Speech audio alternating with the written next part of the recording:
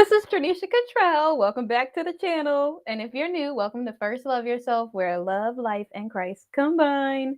I am so grateful to have you here on this self-discovery and empowerment journey with me. In today's video, we're going to talk about how to stay content.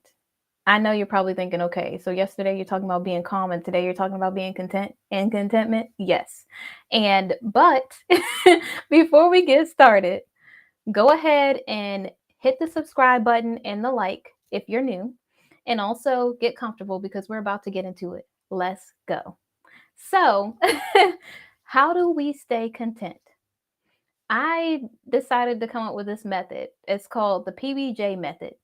And no, it's not peanut butter jelly. Although when I thought of it, all I could think about was that song, It's Peanut Butter Jelly Time, Peanut Butter Jelly. Okay, I'm not going to continuously sing that because now everyone has that stuck in their head. But it also may be like one of those memory things that help you remember what this is. So that way when you do have to utilize it, when you have to implement it in your life, you'll say, oh yeah, what's that PBJ thing that I have to do so that I can be content in this moment, so I can be content in whatever it is that I'm doing? So I have three things, of course, because PBJ, right? So the first P is peace. This comes from prayer. I know you knew that I was going to throw God in there somewhere. But listen, God gives peace that surpasses all understanding. Philippians 4:7, right? And what I mean by this is, when I was going through different situations in my life, I used to always feel so hectic, so sad, so disappointed. I just felt like everything was wrong. And it's so easy to find the bad in everything when you're looking for bad stuff everywhere. Like if you're looking for it, that's what you're going to find. If you're looking for someone to be mean, you're going to find a mean person. If you're looking for something not to work out, something's not going to work out. If you're looking for things not to go your way, it's not going to go your way. You have to really be in contentment. You have to understand and seek God in those moments. And ever since I've given my life to God, I have peace in moments where I don't even know how I'm going to be peaceful. Like, here's an example. So when I was going through the breakup and everything from years ago, I really felt like, okay, we're having some connection issues, but that's fine. I'll give it some time. That way people could catch up or whatever else is going on so they don't miss part of this video. Because I've noticed that like if something's going on with connectivity and there is like a little storm here, but it's nothing major. So I want to make sure that everybody gets the whole 5-course meal. I know I always like to say that, but seriously, I want to make sure that there's nothing that you're forgetting or nothing that's being left out so you get all of it, you know? And so, so when I say you're getting peace, as I was going through the past relationship, I thought that my world would be falling apart. I thought that, and I got these notifications popping up. That's why you see me reaching up. So I really thought that there was no way that I could make it through. And without God, I probably would have lost my mind. I don't know if I would have handled things as well as I did with God in my life. Without God, I I would have been a hot mess. There's no way. I don't know if I would have been able to get out of bed. Like, and I know you're thinking it's just a breakup, it's just this, it's just that. But mind you, this was 15 years of my life. I was in this relationship for so long. Like that was all that I pretty much knew, And so it's not just like oh, okay, whatever. It was more like one of the toughest decisions that I had to make in my life. And although I didn't know what was going to happen, although I didn't see how God was going to see me through it, He did. He gave me contentment. Yes, I was sad for a few days or whatever, and I did feel a certain type of way about what someone else was going to think at the beginning. Like, oh, now I got to have this scarlet letter across my chest of failure. But I realized it was never God's will in the first place. So if I decided to be with someone because I was being selfish, because this is what I wanted in this season and not because God gave me a stamp of approval on it, then it's not going to be successful anyways. The key to a successful relationship, whatever else, is you being content with where you are. It's also seeking God, knowing that when everything's not going right, that you are getting His approval, because in a successful relationship, God is in the middle of everything that you're doing. So you have a guideline so that when you're off track, when things don't go your way, when it's not what you want, you can check with God and God can make sure that you guys both stay on the right track because you both have the same end goal. You both are focused on the same thing. And if someone is leading you, then you're going in the right direction. But if you're not following God, it's hard to stay on the straight and narrow. It's hard to see things that way and have that strength that holds you together because God is like the glue, you know?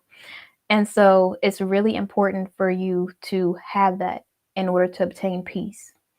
The second thing is blessings. So we got peace first and then we got blessings. So the blessings come when you humble yourself. And I know you're probably thinking, okay, you're going to really tell me to be humble, but and there will be this person who says, well, I see this other person getting blessed and they don't even do half the things that I do in church or wherever else. Listen, comparison is a thief of joy, says Teddy Roosevelt, first off. And secondly, it doesn't matter what anyone else is doing. It matters that you humble yourself so you can receive more blessings. The times when I'm the most humble, the times that I remember that God is the one who is bringing these blessings into my life. It's not me that's making the impossible possible. It's God that's doing it. That is the moment when I can be more humble. That's the moment when I can say, okay, God, I give this to you. Okay, God, you know, I want this thing in my life, but if it's not what I need, then I don't need to have it. And I had to get to a period in my life where I was content with whatever it was that God wanted to for me to receive. And at one period of my life, I was like, no, God, I made so many mistakes. I don't deserve any of these things. But then I realized denying God a blessing that He wants to give you is like, I like to give this example, and it's on two totally different spectrums. But it's like when you wear a cute outfit and someone comes up to you and they say, oh my gosh, girl, I love that dress. That is so cute. And you go, yeah, it was $2.99. I got it from this store on this date at this time. They didn't ask you all of that. Like, you don't have to explain why your outfit is cute. Accept the compliment and keep it moving. Like, know that you deserve a compliment. Know that this blessing that God is giving you, He feels like you deserve to have it at this moment. And you denying Him a blessing that He wants for you to receive is like you, like, just being disrespectful to Him. It's kind of like a slap in the face. You know, it's not like you're really like, okay, God, I'm just going to receive it because I know you want to give me this thing. It's like you saying, oh no, God, your blessing isn't good enough for me. And I don't ever want to be at that stage in my life. I always want to remain humble and I want to receive every blessing with a servant's heart, with a joyous heart, and with a grateful heart. I want to make sure that I'm in that mindset to where when God is ready to bless me with anything, a person, place, or a thing, I'm open to receiving it. I'm not boxed off. I don't have a wall up. I'm not trying to push people away. And it's so funny because even now, I get to the point in my life sometimes where people will be entered into my life and I'll be like, well, maybe this thing is wrong. Maybe I need to do this thing. And I'll get ready to run like I used to. And I have to remind myself, no, God could be showing me something in a season. Don't just run away from your blessings. Don't just run away from the things that God wants to give you because you don't know what it's teaching you in the season. You don't know what that thing is going to do to help you move to the next level. You don't know how God is going to be able to move in your life to be able to transition you to a period of life that you never thought that you would ever be able to reach, and you wouldn't be able to reach it without God. You really have to know that, hey, I I might not deserve this blessing, but if God is willing to give it to me, I receive it. I Somebody said something earlier today. I said I received that. They were like, "Oh, okay." I was hyped. I get real hyped when I say stuff sometimes. Like, somebody in my family will win something or they'll be like advancing in their life and I'll be like, "Yes!" I'll be so excited like it's me, and they'll be looking at me like, "Really?" Like, okay. Like, yeah, I'm happy about it, but how you more happy about it than me? Let me tell you why I'm happy. Because if someone in my family, someone that I know, or I hear somebody that got a blessing, someone that is advancing in their life, I know blessings are in the neighborhood and I'm next. That's how I think of it. If somebody just met their kingdom spouse, I'm like, I'm next. I received that. If somebody just got a promotion at work, I'm like, I'm next. I received that. If somebody's driving their dream car, I'm like, I'm next. I received that. If somebody moved into a new house because they needed more space, because they need to be fellowshipping with more people, or they might need to reach more people's lives, they might have gotten on a jet or got a jet or whatever else, I'm like, I receive that, because every single thing that somebody else has around me, I know blessings are in the neighborhood. I know it's so close I can almost taste it. And so I'm not trying to deny any type of blessing that God is trying to give me in my life. And that keeps me content. The third thing is joy. You know, I can't say anything about peace, about blessings, without talking about joy.